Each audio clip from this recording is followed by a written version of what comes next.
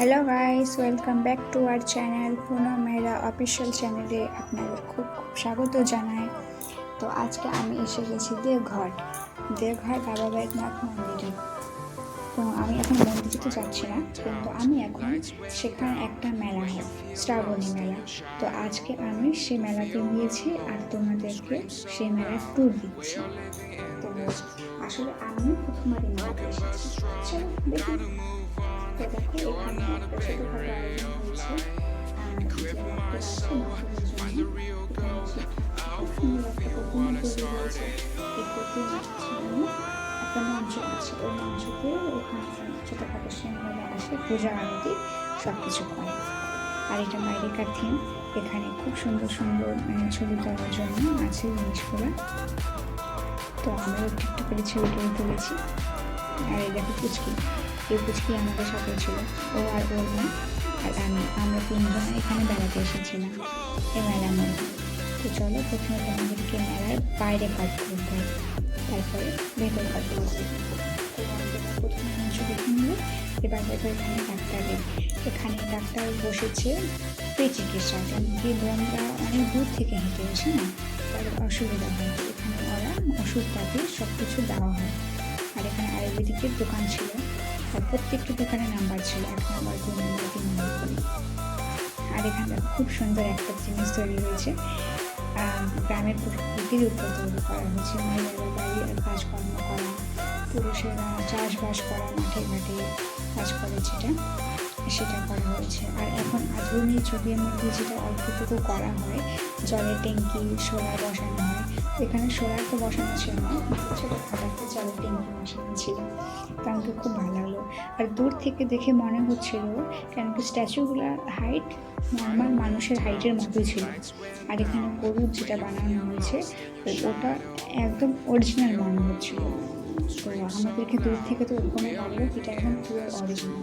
দেখো কত সুন্দর না, এই ফটোটা অ্যাড করে দিয়েছিলাম পরে। তো তারপরে এটা হয়ে গেল।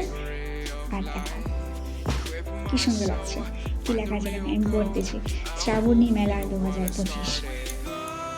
আমি এটা বাংলায় বললাম, কিন্তু এখানে হিন্দিতে লেখা আছে। কেন কি আমি একটু হিন্দিও জানি, তাই আমি হিন্দি পড়তে পারলাম। আর এখানে দেখো পুচকির মা এখানে ছবি তুলতেছে। আরও অনেকে আছে এখানে, ভগবান ভোলেনাথের স্ট্যাচু মূর্তির সামনে ছবি তুলছে, আমিও তুলেছিলাম। তারপরে চলো সামনে আরও আগে যায়। এখানে দেখো তো ঝাড়খণ্ডে যে ঘুরতে হবে তার এখানে স্ট্যাচু দেওয়া আছে জায়গাটা।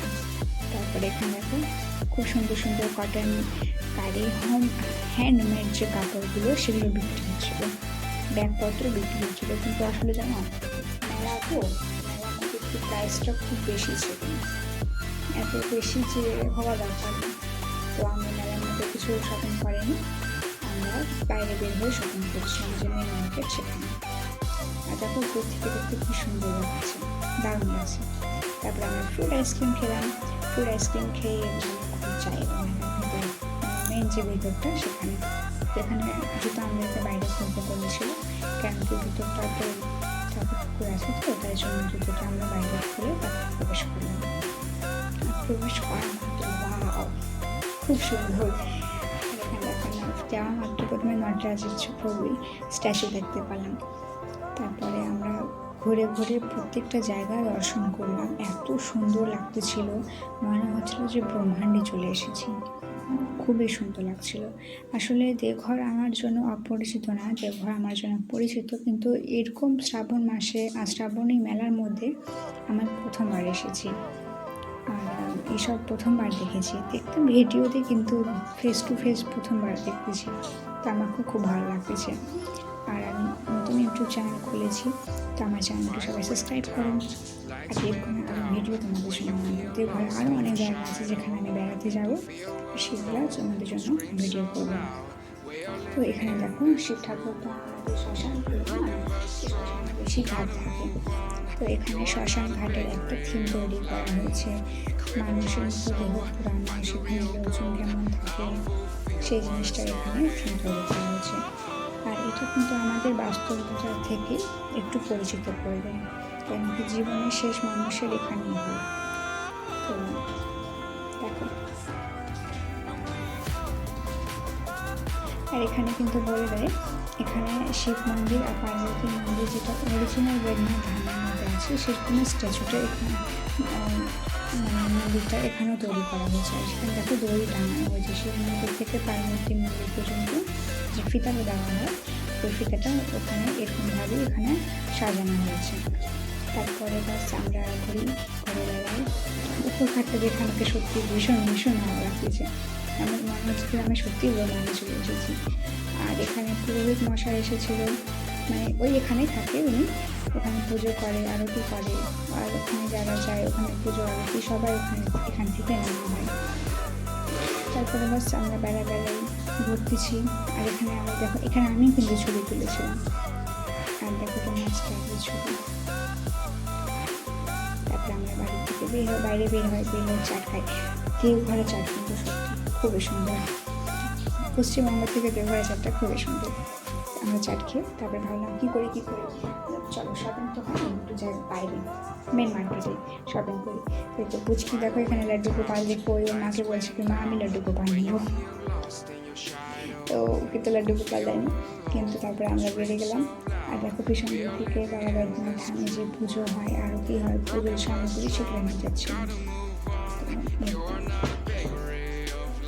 আসলে দেওঘর আমি অনেকবার এসেছি। আর যে এই গলিটা যাচ্ছে এটা হচ্ছে আমাদের মন্দিরের গলিটা। এই সোজা 2 কিলোমিটার পায়ে হেঁটে মন্দিরে যাওয়া যায়।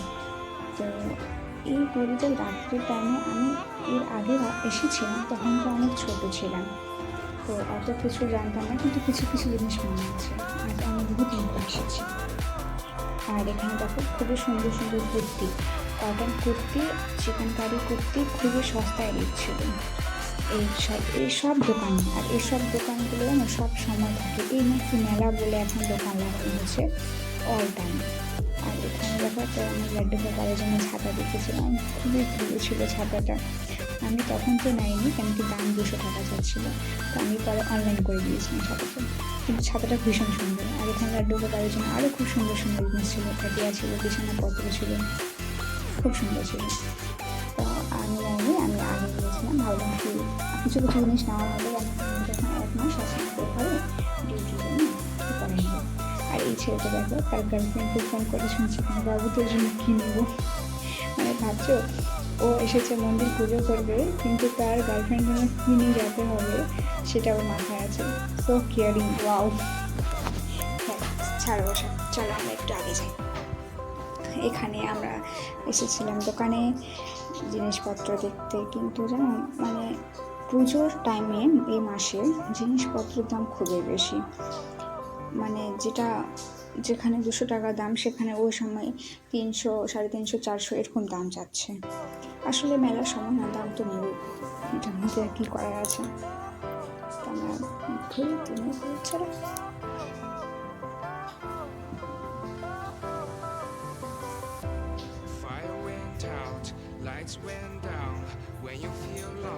আর এখানে দেখো বমেরা হাঁটতেছে। বমেরা জানো সুলতানগঞ্জ থেকে গঙ্গা জল নিয়ে বাবা বৈদ্যনাথ মন্দিরে আসে।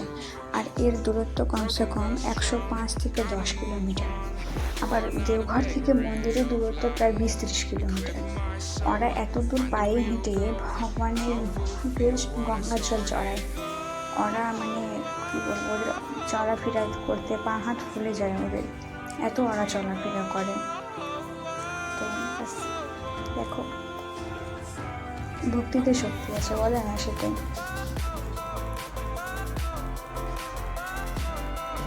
আসলে রাত অনেক হয়ে গেছে, তো আমরা বেশি দূর পর্যন্ত ঘোরিনি, আমরা অল্পটুকুই ঘুরেছিলাম। কেন কি 9:30 ওখানে বেজে গিয়েছিল। আমরা আবার বাড়িতে এসে খাবার দাবার বানাতে হতো, তো আমরা বেশি দেরি করিনি, কিছু কিছু ঘুরলাম জায়গাগুলো। কেন কি সামনে আরও মেলা লেগেছিলো, আমি সেই মেলাতে যেতে পারিনি, দেরি হয়ে যাচ্ছিলো না তাই।